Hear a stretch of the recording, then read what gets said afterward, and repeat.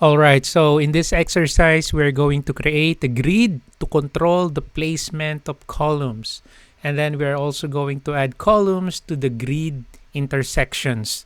So if you want to use this exact exercise file that I'm using right now, you can go to my website, Learning with Rich. Just go to this link or to this website, and then the file that I'm using is this one. So you can support me by purchasing this for only $2. So that's the exercise file that I'm using right now. But if you don't want, that's fine. You don't want to support, you can use your own exercise file or your own project. All right, so let's create a column grid here. So to create a grid, so let's go to the architecture and then let's go to the datum so you can see the grid there. Okay, so the grid, the shortcut for grid is GR. Okay, so that's the shortcut for grid if you want to type. So I'm going to select this. And then after that, on my contextual tab, I'm going to use here the peak lines tool. Okay, so I'm going to select this, and then remember, most of the time, if you create or if you use your peak lines when creating a grid, okay, so there are some instances that you need to specify the offset, just like what I'm going to do now. So I'm going to specify the offset for my grid. So I'm going to type 600, and then after that, I'm going to zoom in here, and then I'm going to make sure that the preview is on the right side. Not this one, but this one here on the right side. So I click, that's the 600. Or if you want to put around this area here with level, so what you can do is you hover your pointer, do not click, just hover your pointer, and then press tab. And as you can see, it highlights all the sides, right? Okay, but don't do that. Okay, so don't pick. So I'm just giving you some options. So like hover your pointer, press tab, and then it will highlight all the sides with an offset distance of 600. So if you're going to pick that, it will create those grids, right? Just like this one, but let's undo that one. So I'm gonna select undo. All right, and then let's select again the grid tool. So I can type. Okay, so I'm gonna type GR for my grid, and then I'm gonna use peak lines tool with an offset distance here of 600, and then I'm going to pick this line here, that one. So that's my grid number 1, and then maybe this one as well, and then this one, and then this one here. And then after that, I'm gonna select here modify.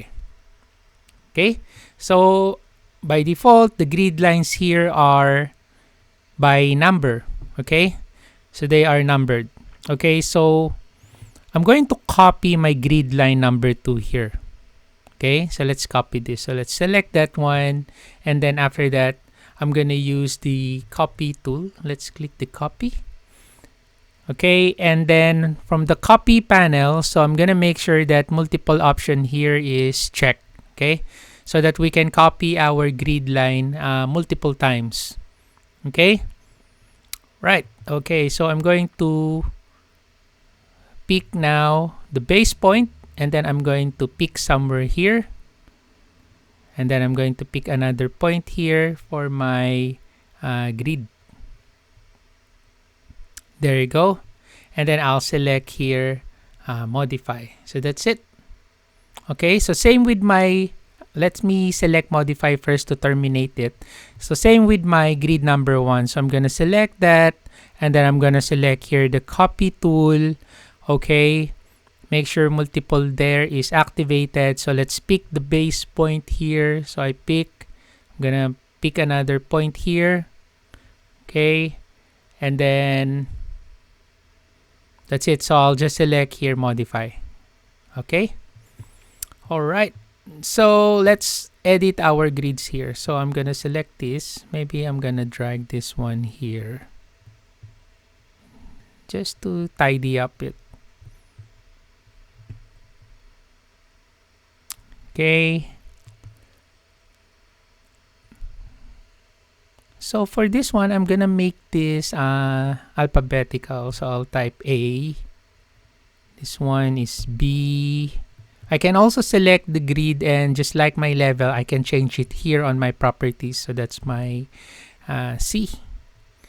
Okay, and this one is D. There you go. And then for my vertical, so that's 1, 2, 3. So this one is 2. Okay, and then that's my 3. So let me click this and then drag this up. Just tidy up. Okay, so I'm gonna select this grid here and then go to the edit type. Or, okay, so I think instead of going to the type properties, okay, so I'll just escape. So I'll just select this, and then you see there's a box there. So I'll just click that box to show the grid bubble there. Okay, and then this one, I don't like a grid bubble here. So I just click that grid and then click this box here to hide that bubble. Okay, and what else? So let's click this. I want to add the bubble there. Let's just drag this one. So let's drag, tidy up. Okay, alright. So let me hide the grid bubble there. Click and then just click that one. Okay, so now let us add dimensions. Okay, so let's add dimension in our vertical grid line first. Okay, so to do that, so I'm gonna select this icon here, align dimension. By the way, before that, I'm gonna click this drop down arrow. What I want to do is I want to put this quick access toolbar below here. Okay, so click that drop down arrow and then look for show below the ribbon, so that our quick access toolbar will be placed here below the ribbon. So I prefer doing that one. Okay, so there's my quick access toolbar. Okay, so let me select the dimension here. So let's click that one and let's put dimension. So I'm gonna select this dimension here. So this grid 1, 2, 3. Okay, and then after that, let's just click outside to place it. There you go. And then before you escape, there's an icon here. It says EQ. So that means equal or equality. So if I click this one, so you see this value here, it will becomes equal. The grid will automatically adjust. So I click that. There you go. So it's now EQ, and then I'll select here, modify. Okay. All right. So next, what else? So let us add some dimensions on our lettered grid. Okay, so let us add dimension there. Where's my dimension? This one. And then I'll start here. So pick that, click this. Then I'm gonna pick this one, this one, this one, and I'll just click here. And then I'm gonna select here, modify. Okay. So you see this value here, this 600. What I want to do is I'm gonna click that dimension, and then I lock that. I will lock it. Okay, so that it will be fixed on 600 value. So that's how you use that lock and unlock. Okay. Right. So because if this is unlocked, if I adjust this grid up, you see it will adjust, right? So it's not locked. So I'm gonna undo. So if I click this and then lock it, and then if I try to drag this up, you see it's still locked in 600, right? So let's just undo that one. Okay. Right, and then I'm gonna select my grid C, and then here on my temporary dimension, so I'm gonna change this to, let's say, 5,500. Enter. There you go. And then for my grid B, same. So I select this one, and then I'll change the value here, 5,500, enter. Something like that, okay? So that's how you modify the distances of your grids. Okay, so next is we are going to add columns to our grids. Okay, so let us now add columns to our grid. So after we modify the grids, the distancing, okay, is all good now. So from the architecture, let's add our column. So let's select the column here. Okay, and I'm gonna select here a structural column. So let's select structural column. Okay, and then for the type here, so let's go to the type. So we will be using 600 by 600 concrete square column. So let's select this one. Okay. All right, and then you see here on my contextual tab, the modify place structural column. So we have several options here. So we have 3 panels: placement, multiple, and tag. So what I'm gonna do here on my multiple, I'm going to select here at grids. So I want to place my column at the grid intersection. So I'm gonna select this. There you go. And then after that, I just need to select the grids. Okay, like that. Crossing selection. You pick here and then pick another point here. Okay. Or maybe I'll just select it here like this. And then finish. None of the created elements are visible in floor plan, ground floor view. So you may want to check the active view, its parameters and visibility settings, as well as any plan regions and their settings. So why is it like that? So all right, so the reason why this warning is showing, it's because the settings of our structural column. Because here on my panel, you can see that the settings of my column is depth. Okay, is depth. So that's why the column that you will be creating is going down. Okay, so meaning from ground floor, it will go down to top of footing. So that's why by default we can't see the column because it goes down, right? So I'm going to select here modify just to show you. I'm going to close this one. If I go to the 3D view and then zoom out, where is it? Oh, here below, that one. You see, it's below, right? So it's below the level. And let's go to the elevation view. Let me see if we can see it there. Wireframe. Oh, there, that one, right? So there's the column. So let's go. So instead of south, so let's go to east.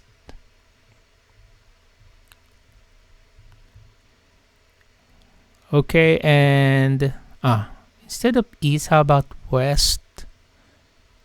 And let's change the visual style to wireframe. There you go. So there's our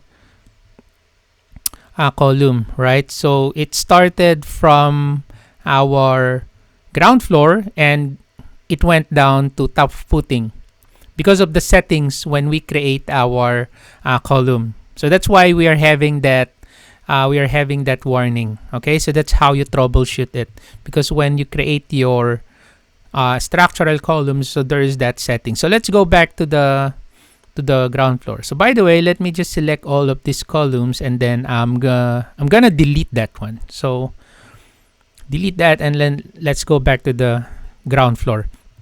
So let's select again our structural column, and then this time let's go to the options bar. Let's change the settings.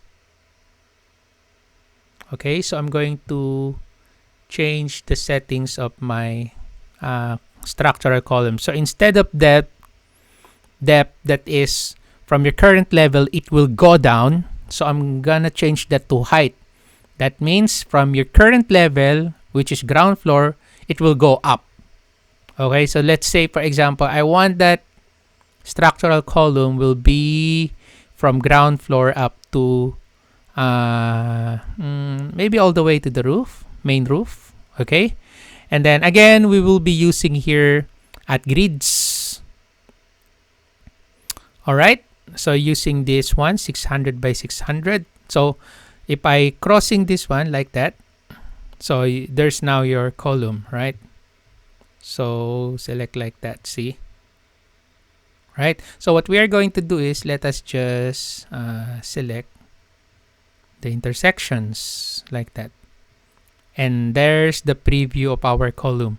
So once you see that preview, just finish it.